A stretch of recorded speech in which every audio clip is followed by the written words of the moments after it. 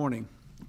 This Thanksgiving weekend, we gather in our homes with family and friends to share holiday meals and memories and to give thanks to God for our many blessings.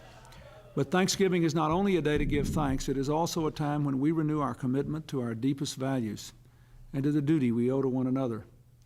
Today, I want to talk about an important step we're taking to help our neediest citizens. This year, Americans have much to be grateful for.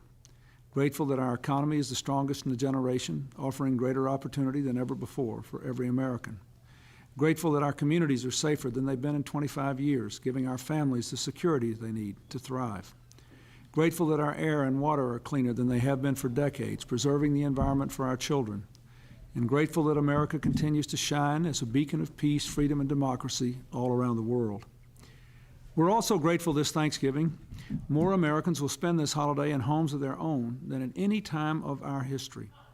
But for millions of struggling senior citizens and people with disabilities, the peace and security of a decent home is a distant dream, and the threat of homelessness an ever-present nightmare.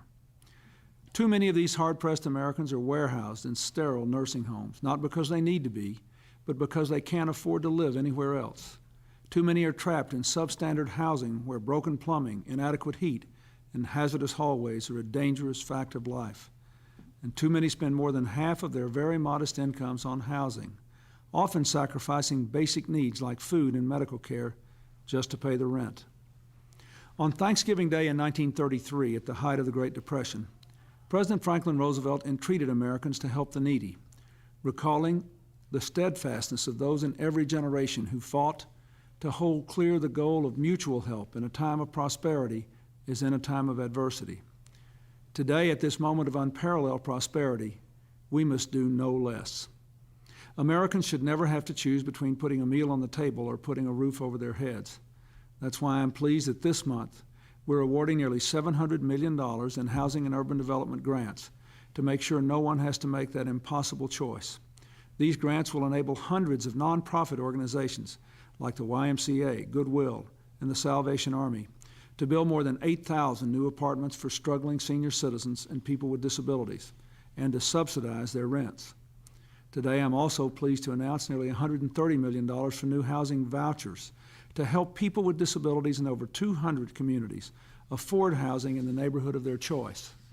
Together with our new housing grants, these steps will help nearly 30,000 Americans. And I thank HUD Secretary Cuomo for his tireless efforts to ensure that our neediest citizens have access to safe, affordable housing. Let me give you just one example of the difference a home can make in the lives of Americans in need. 6 years ago, Helene Williams lost her husband to cancer and was losing her home. For 3 years, she struggled to maintain her dignity and her health as she shuttled between friends' and family's houses, afraid to overstay her welcome, but more frightened by the threat of homelessness. Fortunately, Mrs. Williams learned about one of the subsidized apartment buildings funded by HUD's housing program for the elderly.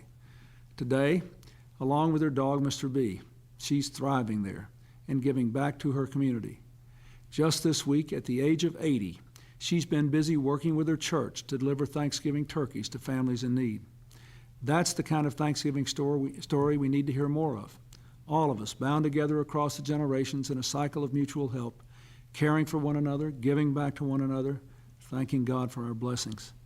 With the steps we take today, we'll ensure the same spirit of Thanksgiving is alive every day of the year. Hillary and I wish you and your loved ones a happy, healthy time of Thanksgiving. Thanks for listening.